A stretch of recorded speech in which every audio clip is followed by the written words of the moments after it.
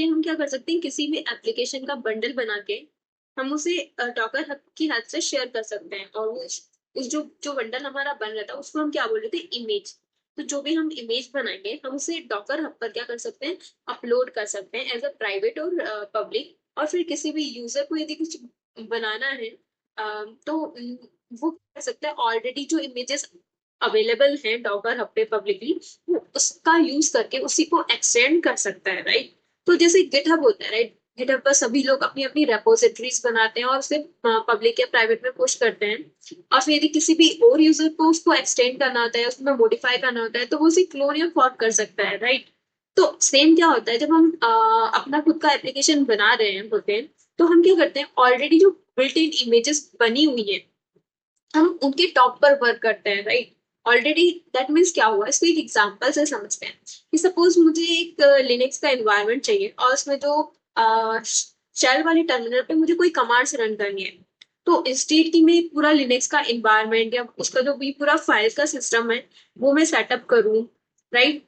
तो मुझे क्या करना पड़ेगा, हर जो भी उबंटू ओएस को बनाने के लिए जो भी फाइल्स चाहिए होंगी मुझे पूरा सेटअप करनी पड़ेंगी, मीन्स अपने कॉपी करनी पड़ेगी, उसकी इमेज बनानी पड़ेगी। तो इंस्टेड मैं क्या कर सकती हूँ, मैं उबंटू की इमेज डॉकर पे देखूंगी कि क्या ऑलरेडी है। तो दैट मीन्स कि मेरे पास वो सिस्टम आ जाएगा, मेरे पास वो फाइल सिस्टम ऑलरेडी बना हुआ है कि जिसको मैं यदि अपने कंटेनर में लोड करूंगी तो मेरा पूरा उबंटू सेटअप हो जाएगा। और यदि फिर मुझे अपनी उसका टर्मिनल एक्सेस करना है तो डायरेक्टली मैं उसके टर्मिनल को एक्सेस कर सकती हूँ और अपनी कमांड्स को रन कर सकती हूँ। तो इसका मतलब क्या हुआ, हमने एक ऑलरेडी उबंटू का इमेज है, राइट, उसके टॉप पे हमने कुछ अपना कोड या अपना अपने चेंजेस किए हैं। तो राइट, तो ये इमेज क्या होती है एक्चुअली, एक हम समझ सकते हैं stack of layers. That means कि फर्स्ट ये उबंटू वाला जो हमारा फाइल सिस्टम था, इसके ऊपर कुछ हमारे वाले चेंजेस या हमारे वाले फाइल सिस्टम ऐड होंगे, तो क्या फाइल मॉडिफाई हो रही है टॉप पे। तो इसको हम थोड़ा डिटेल में बाद में समझेंगे कि image actually layers of modification of file system होती है।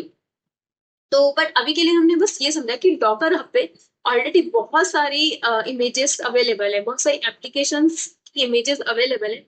तो यदि हमें वर्क करना है तो हम उनके टॉप पर वर्क कर सकते हैं, उनको एक्सटेंड कर सकते हैं, राइट। कि डॉकर हब पर कौन कौन सी इमेजेस अवेलेबल है, सपोज अभी उबंटू का देखा हमने, उबंटू अवेलेबल है, उबंटू।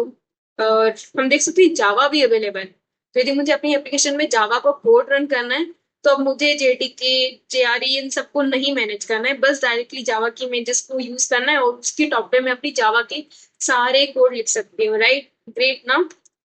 सेम ऐसे पाइथन, मुझे पाइथन को भी इंस्टॉल करने की जरूरत नहीं है, पाइथन का भी मेरे पास ऑलरेडी पूरा सेटअप बना हुआ है, बस मुझे इस इमेज को क्या करना होगा, पुल करना होगा और फिर मैं अपनी पाइथन की कमांड्स रन कर सकती हूँ। और माई एसक्यूएल का भी देख सकते हो कि माई एसक्यूएल की भी इमेजेस अवेलेबल है। तो इस टाइप से क्या होता है, हमारे पास ऑलरेडी बहुत सारी एप्लीकेशंस की इमेजेस अवेलेबल है और हम इनको यूज कर सकते हैं।